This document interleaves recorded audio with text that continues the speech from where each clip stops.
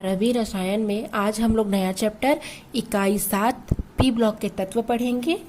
आप लोग के सिलेबस में नवंबर महीने में पी ब्लॉक के तत्व से ही असाइनमेंट क्वेश्चन पूछे जाएंगे, इसलिए हम लोग ये चैप्टर पढ़ना स्टार्ट करते हैं। तो आपने पी ब्लॉक के तत्व के बारे में 11th में भी पढ़ रखा है, तो आपको उसके बारे में हम आगे के बारे में बताते हैं। तो सबसे पहले आवर्त सारणी में समूह 13 से समूह 18 तक के तत्वों को पी ब्लॉक तत्व कहा जाता है और पी ब्लॉक में उनको रखा जाता है। वे तत्व जिनके परमाणुओं के अंतिम इलेक्ट्रॉन पी उपकोष में स्थित होते हैं वे पी ब्लॉक के तत्व कहलाते हैं। समूह 13 से 17 तक के जो तत्व होते हैं उनके बाह्यतम कोश के जो पी उपकोष होता है उसमें 1 से लेकर 5 इलेक्ट्रॉन होते हैं, ठीक है। और समूह 18 के जो बाह्यतम कोश में 6 इलेक्ट्रॉन पाए जाते हैं, अर्थात वो पूर्ण पूरित होते हैं, ठीक है। इलेक्ट्रॉनिक विन्यास क्या हो जाएगा 18वें समूह का NH2 NP1 से 6 पूरे इलेक्ट्रॉन भरे होने के कारण इसे हम अक्रिय निष्क्रिय गैस कहते हैं या नोबल गैस भी कहा जाता है। तो 13 से 17 तक में 1 से लेके 5 इलेक्ट्रॉन होंगे, ठीक है। आपने समूह 13 और समूह 14 के तत्वों के बारे में कक्षा 11वीं में पढ़ लिया है, क्योंकि वो 11वीं के सिलेबस में आते हैं। 12वीं के सिलेबस में आपको, ठीक है, और आगे के बारे में पढ़ना है। तो सबसे पहले हम समूह 15 के तत्व जिन्हें नाइट्रोजन परिवार कहते हैं उनके बारे में पढ़ते हैं कि नाइट्रोजन परिवार क्यों कहा जाता है। तो दीर्घ आवर्त सारणी के 15वें समूह में 5 तत्व हैं, नाइट्रोजन, फास्फोरस, आर्सेनिक, एंटीमनी और बिस्मथ। फिर से बोलते हैं, नाइट्रोजन, फास्फोरस, आर्सेनिक, एंटीमनी और बिस्मथ। इन 5 तत्वों को नाइट्रोजन परिवार के तत्व कहा जाता है, क्योंकि नाइट्रोजन सबसे पहले आता है तो उसके नाम पर इसे हम नाइट्रोजन परिवार कहते हैं। और नाइट्रोजन के परिवार में जो नाइट्रोजन है और फास्फोरस है ये अधातु है, आर्सेनिक है और एंटीमनी है ये उपधातु है, और बिस्मथ क्या होता है धातु होता है। और इन तत्वों को निकोजेंस भी कहा जाता है, ठीक है। निकोजेंस या पिकोजेंस कहा जाता है, क्योंकि इसका अर्थ होता है निकोजेंस या पिकोजेंस का अर्थ होता है दम घुटने वाला या दम घोटने वाला, इसलिए हम इनको निकोजेंस भी कहते हैं। अब हम पढ़ेंगे थोड़ा सा हम इन सब के बारे में थोड़ा सा स्टडी कर लेते हैं। तो सबसे पहले हम नाइट्रोजन देखेंगे। तो नाइट्रोजन क्या है आपको पता है, सभी जीव जंतु सभी वनस्पतियों के लिए सबसे आवश्यक तत्व नाइट्रोजन होता है और ये प्रकृति में 78% पाया जाता है, आप ये भी जानते हैं, ठीक है। ये संयुक्त अवस्था में ammonia, ammonium nitrite, sodium nitrite इत्यादि के रूप में प्रकृति में पाया जाता है। यह प्रोटीन, एमिनो अम्ल और न्यूक्लिक अम्ल का मुख्य अवयव होता है, ठीक है। और यह जीवधारियों में जो वंशानुवली प्रभाव होता है, अर्थात जो वंश का जो प्रभाव को क्या करता है नियंत्रित करता है और इनके विकसित को नियमित करता है, अर्थात इसके विकास को क्या करता है नियंत्रित करता है, ठीक है। नाइट्रोजन के बाद क्या आ जाएगा फास्फोरस आ जाएगा, ठीक है।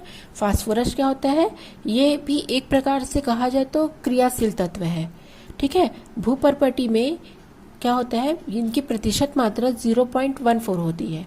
यह प्रकृति में मुक्त अवस्था में नहीं पाया जाता है, ठीक है। यह खनिज में कैल्शियम फॉस्फेट के रूप में पाया जाता है और इसके प्रमुख खनिज निम्नलिखित है, फॉस्फोराइट, ठीक है, क्लोरेपेटाइट। इस प्रकार से खनिज अयस्क के रूप में भी ये प्रकृति में पाया जाता है, ये स्वतंत्र अवस्था में नहीं पाया जाता है। फिर आर्सेनिक, आर्सेनिक धरातल पर कितना होता है इसका बहुत ही कम होता है, ठीक है, बहुत ही कम % होता है और इसके खनिज सल्फाइड के रूप में पाए जाते हैं। जो आर्सेनिक है उनके जो खनिज है वो सल्फाइड के रूप में प्रकृति में पाए जाते हैं। और एंटीमनी, एंटीमनी क्या होता है, एंटीमनी भी खनिज के रूप में प्रकृति में पाए जाते हैं। बिस्मथ भी, ठीक है, बिस्माइट, बिस्मथ ग्लांस इस प्रकार से प्रकृति में पाए जाते हैं, ठीक है। अब हम पढ़ेंगे समूह 15 के तत्वों का इलेक्ट्रॉनिक विन्यास, ठीक है। नाइट्रोजन, फास्फोरस, आर्सेनिक, एंटीमनी और बिस्मथ। परमाणु क्रमांक 7, 15, 33, 51 और 83। तो आपको इलेक्ट्रॉनिक विन्यास आप बाव के नियम से तो निकालने आ गया होगा। 1s2 2s2 2p3, क्योंकि हीलियम का होता है 1s2 तो हीलियम लिख लिया गया है। नियॉन का भी 10 तक का, ऑर्गन का 20 तक का, इस प्रकार से मतलब उसको लिया गया है। तो आप इलेक्ट्रॉनिक विन्यास इसमें से देख लीजिएगा। ठीक है। अब हम नाइट्रोजन का असमान व्यवहार देखेंगे कि नाइट्रोजन का असामान्य व्यवहार क्यों होता है। तो प्रत्येक समूह के प्रथम तत्व का जो व्यवहार होता है वो समूह के अन्य तत्वों से अलग ही पाया जाता है। ये हमने कक्षा 11वीं में समूह 13 और समूह 14 के तत्वों में पढ़ लिया था। उसी प्रकार समूह 15 की जो तत्व होते हैं, ठीक है, उनमें भी क्या होता है, जो नाइट्रोजन होते हैं उनके जो व्यवहार होते हैं वो समूह के अन्य तत्वों से भिन्न होते हैं। समूह 15 के सभी तत्वों में प्रथम तत्व नाइट्रोजन का व्यवहार अन्य तत्वों से भिन्न होता है और इनके भिन्न होने के निम्नलिखित कारण हैं। पहला है अत्यंत छोटा आकार। आप देख रहे हैं यहाँ पर परमाणु क्रमांक में नाइट्रोजन का परमाणु क्रमांक 7 है, फास्फोरस का 15, फिर 33, 51, फिर 83। सबसे छोटा क्या है परमाणु क्रमांक में? नाइट्रोजन है। तो क्रमांक छोटा होने के कारण क्या होगा, इसका आकार और परमाणु त्रिज्या भी छोटी होगी। ठीक है, तो ये पहला कारण हो गया इसका असामान्य व्यवहार के।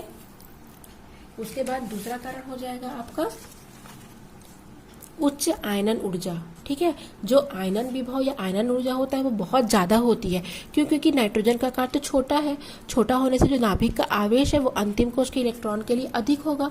वो अंतिम कोश के इलेक्ट्रॉन को जकड़ के रखेगा, कसकर बांध कर रखेगा, इसलिए उसकी आयनन ऊर्जा अधिक है और विद्युत ऋणात्मकता भी अर्थात इलेक्ट्रॉन को आकर्षित करने की क्षमता भी इसकी बहुत ज्यादा होगी। क्योंकि अंतिम कोश के इलेक्ट्रॉन के लिए ज्यादा इफेक्टिव है, इस कारण इसकी विद्युत ऋणात्मकता भी उच्च होगी। तीसरा पॉइंट है डी ऑर्बिटल की अनुपस्थिति। नाइट्रोजन के इलेक्ट्रॉनिक विन्यास क्या होता है? 1s2 2s2 और 2p3 होता है। तो इसमें डी कक्षक तो कहीं नहीं दिख रहे हैं, तो डी ऑर्बिटल की अनुपस्थिति होती है। जबकि बाकी के जो सदस्य फास्फोरस, आर्सेनिक, एंटीमनी, बिस्मथ सब में डी ऑर्बिटल पाएंगे, लेकिन केवल नाइट्रोजन में इनकी अनुपस्थिति होती है। और स्थायी त्रिबंध हमने स्टार्टिंग में देखा था, नाइट्रोजन में क्या पाया जाता है? त्रिबंध, क्योंकि 7 होते हैं, 5 होते हैं। इनको अपना अष्टक पूरा करने के लिए 3 इलेक्ट्रॉन की आवश्यकता होती है, तो इस कारण इसमें 3 बंध पाए जाते हैं। नाइट्रोजन के और भी ऐसे गुण हैं जो अपने परिवार के सदस्यों से भिन्नता प्रकट करते हैं। ठीक है, कौन कौन से गुण हैं? साधारण ताप पर और दाब पर नाइट्रोजन गैस में होता है, जबकि अन्य तत्व ठोस होती है। ठीक है, अर्थात नाइट्रोजन समान ताप पर और ताप पर गैस के रूप में होता है, जबकि बाकी के जो तत्व होते हैं अर्थात जो नाइट्रोजन परिवार के तत्व फास्फोरस, आर्सेनिक, एंटीमनी और बिस्मथ क्या होते हैं? ठोस होते हैं। नाइट्रोजन अणु द्विपरमाणुक है, जबकि फास्फोरस, आर्सेनिक सभी क्या है? चतुर्परमाणु। रिक्त डी ऑर्बिटल न होने के कारण यह उपसहसंयोजक यौगिक नहीं बना सकती, अतः ये NCl3 अर्थात नाइट्रोजन ट्राइक्लोराइड नहीं बनाती। जबकि अन्य तत्व PF6 है, फास्फोरस, हेक्साफ्लोराइड आदि संकुल बनाते हैं, केवल नाइट्रोजन नहीं बनाता है क्योंकि इनमें डी ऑर्बिटल नहीं पाया जाता है।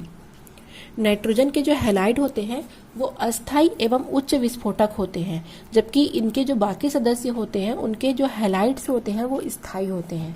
ठीक है, लेकिन नाइट्रोजन के हैलाइड क्या होते हैं? अस्थायी और एकदम विस्फोटक प्रवृत्ति के होते हैं।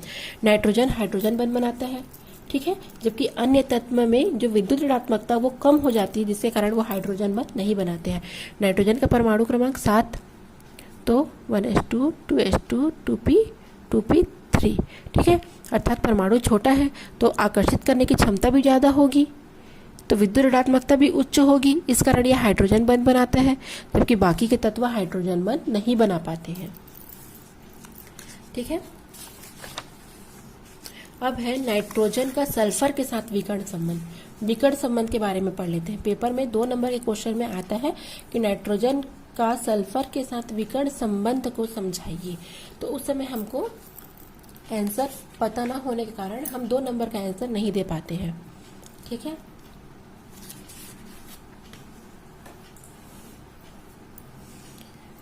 आवर्त सारणी के द्वितीय आवर्त के तत्व अगले समूह के तृतीय आवर्त के तत्व के साथ अनेक समानता प्रकट करते हैं और इसी प्रदर्शन को हम विकर्ण संबंध कहते हैं। विकर्ण संबंध के माने आपने 11th में पढ़ रखा होगा कि किसी भी आवर्त सारणी में द्वितीय आवर्त के तत्व अगले समूह के तृतीय आवर्त के तत्व के साथ बहुत प्रकार से गुणों में समानता प्रदर्शित करते हैं, जिसे हम विकर्ण संबंध कहते हैं।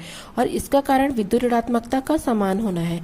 जैसे आप देख रहे हैं यहाँ पर एग्जाम्पल में lithium, beryllium, boron, carbon, nitrogen, oxygen, fluorine, sodium, magnesium, aluminium, silicon, phosphorus, sulphur, chlorine. तो जो द्वितीय आवर्ती के तत्व हैं वो अगले समूह के तृतीय आवर्ती के तत्व से क्या कर रहे हैं, गुणों में समानता प्रदर्शित कर रहे हैं। आप देख रहे हैं नाइट्रोजन परिवार में नाइट्रोजन और सल्फर में समानता हो रही है विद्युत ऋणात्मकता के कारण। इस कारण इनमें विकर्ण संबंध पाया जाता है। और भी बहुत सारे कारण हैं विकर्ण संबंध के। तो इस प्रकार नाइट्रोजन और सल्फर के कई गुण समान होते हैं। नाइट्रोजन और सल्फर दोनों अधातु तत्व होता है, ठीक है। दोनों में प्रबल विद्युत ऋणात्मकता होती है। दोनों के ऑक्साइड अम्लीय होते हैं जो जल के साथ संयोग करके अम्ल बनाते हैं, प्रबल अम्ल बनाते हैं। दोनों के ऑक्सी अम्ल व उनके जो लवण है वो बनाने की क्षमता रखती है जो कि स्ट्रांग होते हैं। अर्थात नाइट्रोजन और सल्फर दोनों में प्रबल ऑक्सी अम्ल और प्रबल लवण पाए जाते हैं। जैसे नाइट्रेट हो गया, आपका सल्फेट हो गया। दोनों हाइड्रोजन के साथ संयोग करके स्थायी सहसंयोजक हाइड्राइड बनाते हैं, ठीक है। दोनों हाइड्रोजन से संयोग करेंगे तो अमोनिया और सल्फर हाइड्रोजन सल्फाइड बनेगा, ठीक है। नाइट्रोजन अगर H2 से करेगा तो NH3 बनाएगा और अगर सल्फर से करेगा तो H2S गैस बनेगी, ठीक है। तो इस प्रकार से इसमें विकर्ण संबंध पाया जाता है।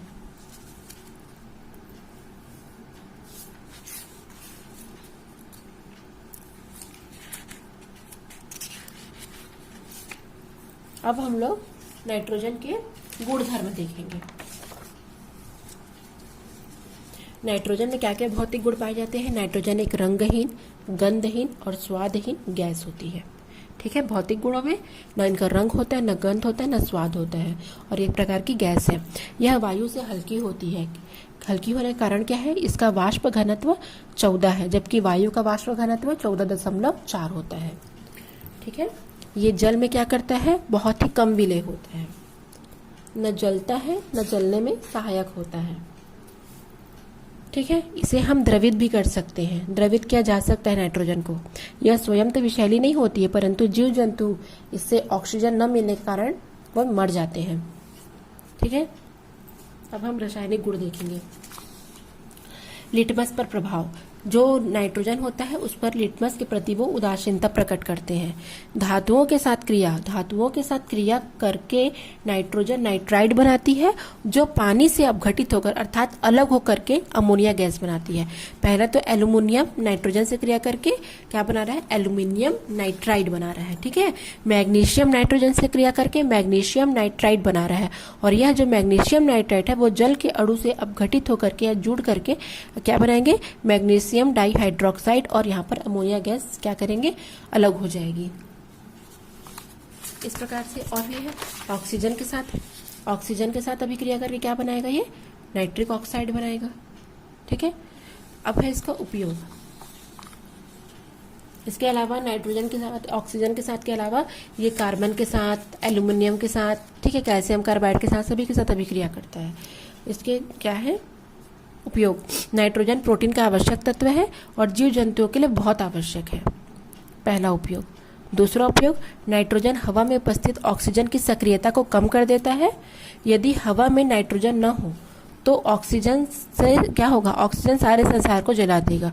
मतलब ऑक्सीजन की जो क्रियाशीलता है उसको कम करने के लिए उसमें नाइट्रोजन मिलाया जाता है। ये नाइट्रोजन अपने आप उसमें समाहित हो जाते हैं क्योंकि यदि वायुमंडल में जो हवा है यदि उसमें केवल ऑक्सीजन रहेगा तो इसकी क्रियाशीलता बढ़ जाएगी और ये संसार को क्या कर सकता है, जला भी सकता है। बिजली के बल्ब, ऊंचे ताप वाले जो तापमापक होते हैं उस यंत्रों में इसका उपयोग किया जाता है। उसके अलावा अमोनिया, नाइट्रिक अम्ल, ठीक है, और नाइट्रोलियम, कैल्शियम, साइनेमाइड आदि के निर्माण में भी नाइट्रोजन का उपयोग किया जाता है। और धातु कर्म के जो प्रक्रम होते हैं उसमें अक्रिय वातावरण उत्पन्न करने में इसका उपयोग किया जाता है। और जीव जंतुओं के जो प्रतिदर्श लिए जाते हैं, ठीक है, उनमें भी नाइट्रोजन आवश्यक होता है, ठीक है। इस प्रकार से नाइट्रोजन बहुत ही अच्छी तरीके से उपयोग में लिया जाता है। अब क्वेश्चन आता है, एक क्वेश्चन है बच्चों कि नाइट्रोजन में +5 ऑक्सीकरण अवस्था दर्शाता है लेकिन पेंटाहाइलाइड नहीं बनाता, ठीक है। नाइट्रोजन क्या करता है, +5 ऑक्सीकरण अवस्था दर्शाएगा लेकिन ये पेंटाहाइलाइड नहीं बनाता है। क्वेश्चन देख लीजिए आप लोग। नाइट्रोजन +5 ऑक्सीकरण अवस्था दर्शाता है किंतु यह पेंटाहेलाइड नहीं बनाता है, क्यों? क्यों नहीं बनाता है पेंटाहेलाइड? तो क्वांटम नंबर में क्या आ जाएगा, n बराबर 2 आ जाएगा, ठीक है, क्योंकि 1s2 2s2 और 2p3 आएगा। तो क्या आ रहा है, 2 आ रहा है। अगर 2p3 का अगर हम निकालें तो n = 2 आएगा। और इसमें तो केवल s और p कक्षक है ना भाई, इसमें तो d कक्षक नहीं पाए जाते हैं। तो s और p कक्षक के कारण क्या होगा, इनमें d कक्षक की अनुपस्थिति के कारण ये पेंटाहेलाइड नहीं बनाएंगे। इनकी ऑक्सीकरण +5 होगी क्योंकि ये 3 और 2 है, तो +5 हो गया इसका ऑक्सीकरण। अर्थात जो बाह्यतम कोश में जो अतिरिक्त इलेक्ट्रॉन होते हैं, जिनको अष्टक पूर्ति के लिए या तो इलेक्ट्रॉन की आवश्यकता होती है या वो उसको क्या कर सकते हैं, दान कर सकते हैं। तो अंतिम में 2 + 3 अर्थात 5 है, लेकिन पेंटाहेलाइड नहीं बनाते क्योंकि इनमें d ऑर्बिटल नहीं पाया जाता है, ठीक है। तो आज का टॉपिक यहीं कंप्लीट होता है। कल हम नाइट्रोजन के यौगिक के बारे में, उनके हाइड्राइड के बारे में पढ़ना स्टार्ट करेंगे, ठीक है। Thanks for watching.